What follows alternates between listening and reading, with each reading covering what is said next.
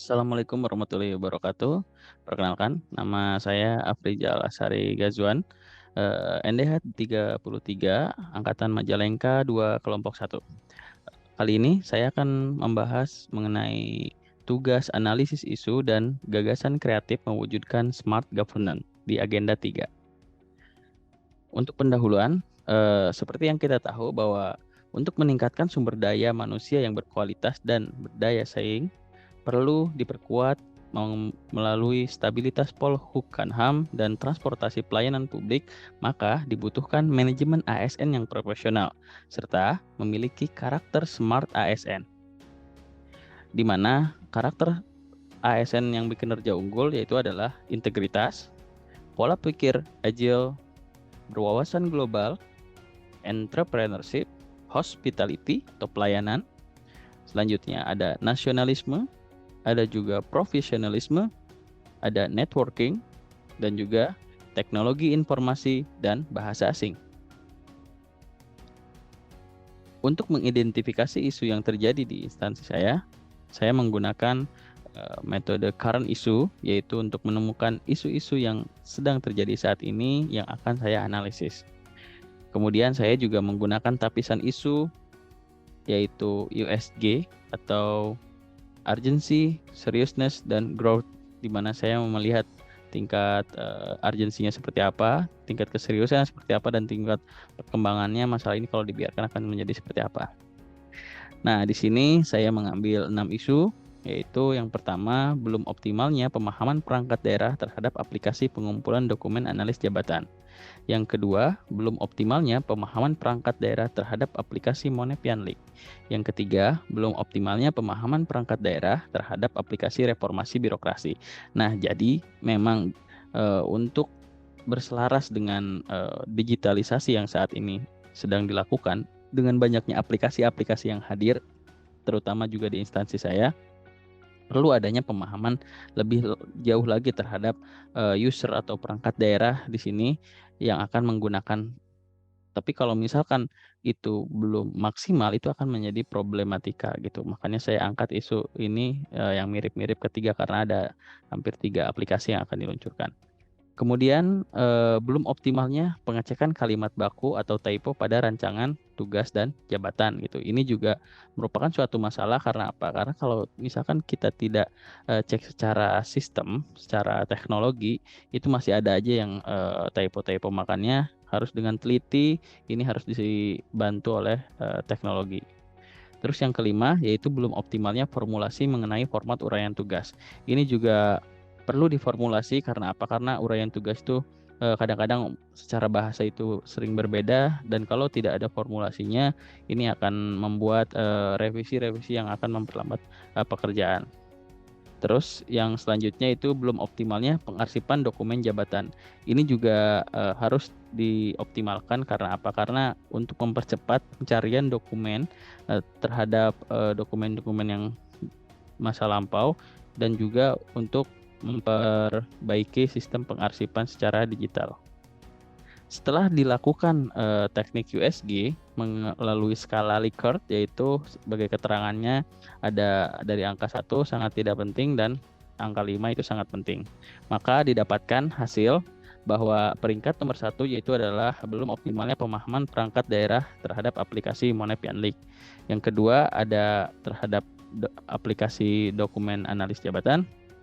Terus yang ketiga ada yang sama, yaitu aplikasi reformasi birokrasi dengan belum optimalnya formulasi mengenai format uraian tugas. Yang selanjutnya ada belum optimalnya pengecekan kalimat baku, dan yang terakhir yaitu adalah pengarsipan dokumen analis jabatan.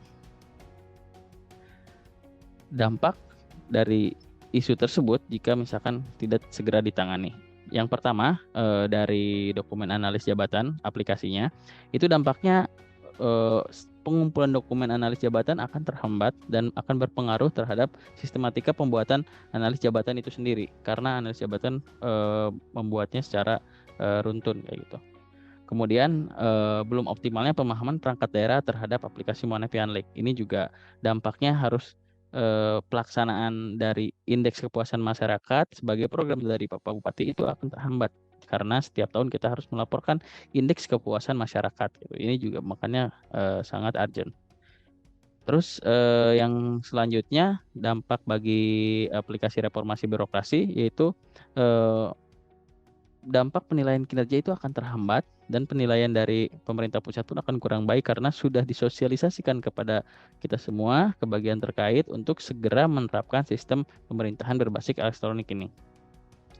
Terus yang selanjutnya untuk pengecekan kalimat baku, jika pengecekan masih dilakukan secara manual, maka dampaknya akan ada tulisan atau typo setelah uraian tugas naik ke bagian-bagian lain. Itu apabila ada koreksi lagi akan merubah halaman serta akan membuang-buang kertas, makanya perlu dilakukan menggunakan teknologi.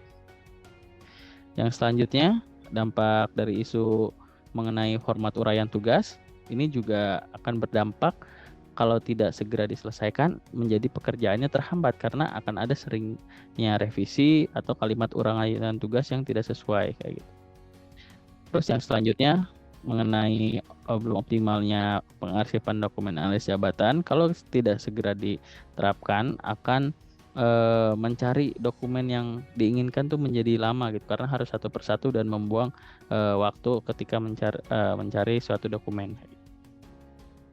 Nah, setelah kita melakukan teknik analisis USG sebagai teknik tapisan, kita juga menggunakan teknik analisis isu untuk memperdalam isu tersebut, yaitu diagram fishbone untuk mengetahui sebab dan akibat dari isu yang terjadi. Nah, isu yang terjadi itu adalah rendahnya pemahaman perangkat daerah terhadap aplikasi Monepian Lake. Nah, ini kalau kita lihat dari sisi pegawai, karena pegawainya itu generasi X dan boomer gitu kan, dan kemampuan teknologi informasinya yang masih tergolong rendah.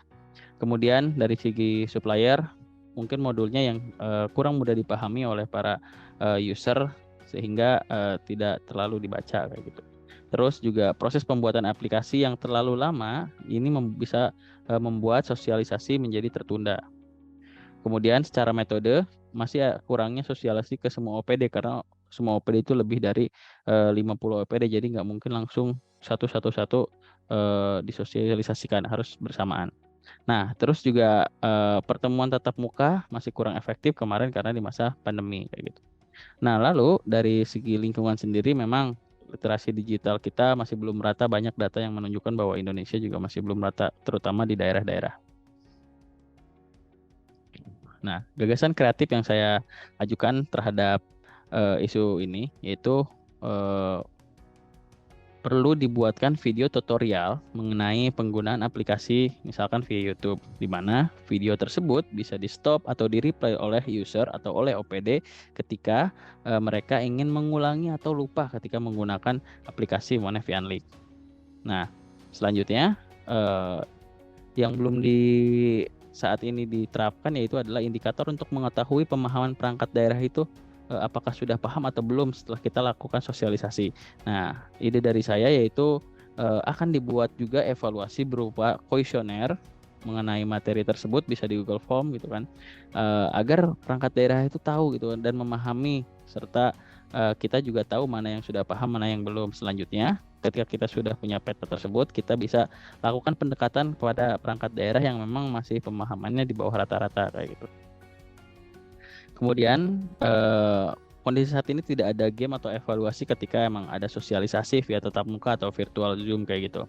Nah, yang saya gagaskan yaitu adalah akan membuat ide kuis-kuis kayak gitu seperti Kahoot dan lainnya untuk mengetahui pemahaman dari pemahaman dari perangkat daerah ini apakah sudah sesuai atau belum. Oke, mungkin cukup sekian dari saya. Kurang lebihnya mohon maaf. Assalamualaikum warahmatullahi wabarakatuh.